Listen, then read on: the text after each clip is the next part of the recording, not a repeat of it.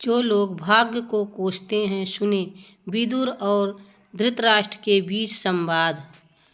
दोस्तों, संवाद उस समय का है जब महाभारत युद्ध समाप्त हो चुका था। दुर्योधन, दुशासन और सभी कौरव पुत्र का मृत्यु हो चुकी थी। धृतराष्ट्र अपने कक्ष में अकेले बैठकर आंसू बहा रहे थे। तभी उनके कानों में एक विचित्र परिचित धुन आई। प्रणाम भ्राताश्री। धृतराष्ट्र उस परिचित धुन को सुनकर कहते हैं, आओ विदुर, तब के गए हुए अब आए हो। यहाँ धृतराष्ट्र उस प्रसंग की बात कर रहे हैं जब विदुर को हस्तिनापुर से जाने के लिए कह दिया था। क्या तुम अपनी भ्राताश्री का आंसुओं से भरा यह मुखमंडल देखने आए हो? तुम तो निश्चय ही शोक करने आए होंगे ना विदुर? विदुर आगे बढ़कर उनके पैरों में झुक जाते हैं।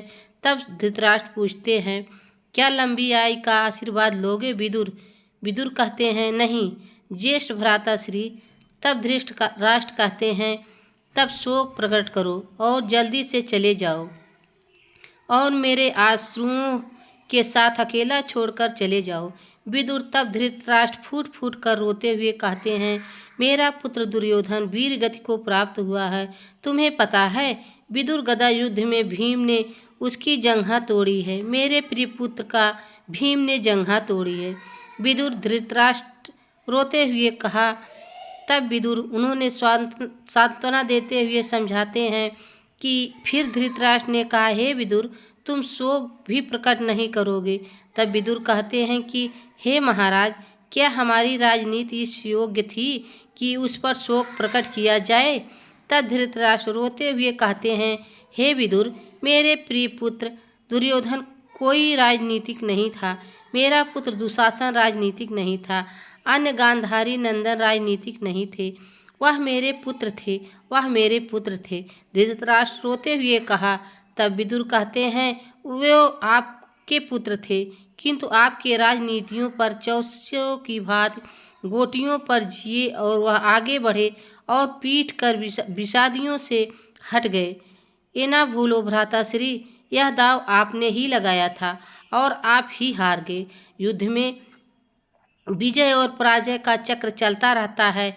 दुखी तो मैं हूँ भ्राताश्री, जो मोम की डोरियों से बंधा हुआ, जो अन्याय और अन्याय के बीच झूलता हुआ यह निर्णायक खेल देखता रहा और कुछ ना कर सका।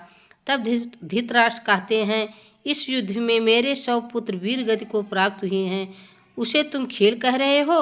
विदुर, क्या तुम्हारी छाती में नीति के स्थान पर एक ग्रंथ है? क्या तुम एक उल्टी गागर हो जिस पर मेरे आंसू ठीक से जा नहीं पा रहे हैं? क्या यही तुम्हारा धर्म है? तब विदुर कहते हैं, धर्म की बात मत कीजिए महाराज। धर्म वह तोता नहीं है जो वही बोलता रहे जो आप सिखाते रहे। आप अपने हितों के पिंजरे में धर्म को नहीं बांध सकते। धर्म का फैलाव को त्रिलोक तो अपने में समेटे हुए हैं और उनसे भी परे है। सांसों के लिए पवन को शुद्ध रखना भी धर्म है, जलाशयों को शुद्ध रखना भी धर्म है और वृक्षों को रखना भी धर्म है। और इस युद्ध में आपके विरुद्ध युद्ध करना ही धर्म है महाराज। इसलिए आप पांडव पुत्रों को आशीर्वाद दीजिए। उन्होंने बड़े कठिन और टेढ़े मेढ़े रास्तों से चलकर धर्म का पालन किया है। तब धृतराष्ट्र पूछते हैं, तो क्या मैं ही एक अधर्मी था? क्या वह धृतराष्ट्र अधर्मी है जिसके शक्तिशाली बाहों का फैलाव अपने पुत्रों के शवों को नहीं समेट पा रहा है? तब विदुर कहते हैं, अगर आप धर्म के मार्ग पर रहे होते तो आज इस समय केवल अपने पुत्रों के शवों को याद नहीं कर रहे होते, अपने पुत्रों के शवों को याद नहीं कर रहे होते। परीक्षा के निर्णायक घड़ी में आप एक राजा नहीं, आप एक पिता सिद्ध हुए हैं और यही हस्तिनापुर और आपका दुर्भाग्य है। अपने अपने पुत्र मोह और महत्वाकांक्षाओं से धक्के मरवाकर अपने राजसभा से बाहर निकलवा दिया है। हे महाराज, धर्म देश के विभाजन का नाम नहीं है और आप अपने देश का विभाजन किया है। धर्म हृदय और हृदय के बीच दीवार उठाने का नाम नहीं है और आपने यही किया है। धर्म तो हृदय और हृदय के बीच दीवार गिराने के नाम है और आपने यही नहीं किया। धर्म और कभी भी मोह के अधीन नहीं जिया जा सकता है। हे महाराज, धर्म तो आपके लिए कड़वा सत्य है, आज भी मान लीजिए, उसे स्वीकार कर लीजिए। और अभी नहीं, आपने सब कुछ नहीं खोया है। तब धृतराष्ट्र टूटे मन से बैठे जाते हैं और कहते हैं, विदुर, अब मेरे पास मेरे प्रियजनों के शवों के अतिरिक्त क्या रह गया है? तब विदुर कहते हैं, अभी आपके पास आपकी आत्मा है, अभी आपके पास अंदर आत्मा है।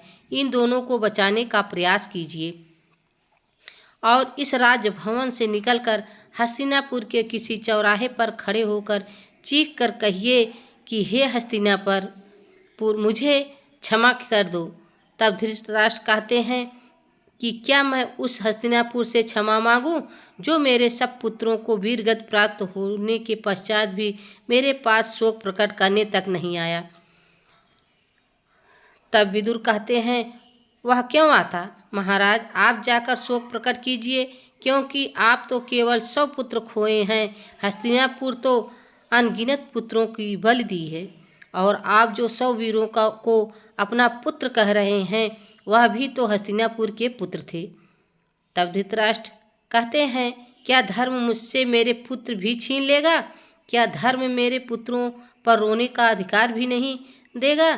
तब विदुर कहते हैं, अवश्य देगा, किंतु धर्म नदी का जलधारा है, और उस जलधारा में हर खेत, आसपास की भूमि, आसपास में रहने वाले हर व्यक्ति उसके प्यास पर जल देता है, किंतु वह जलधारा किसी की संपत्ति नहीं है।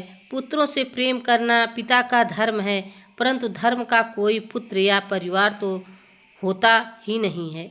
आपने यही नहीं सोचा? आपने महत्वाकांक्षा का अहंकार दुर्योधन की हथेली पर रखकर कहा, तुम यह अंगार नहीं चंद्रमा है, और वह अपने चाहने वाले पिता की बात भला क्यों नहीं मानता?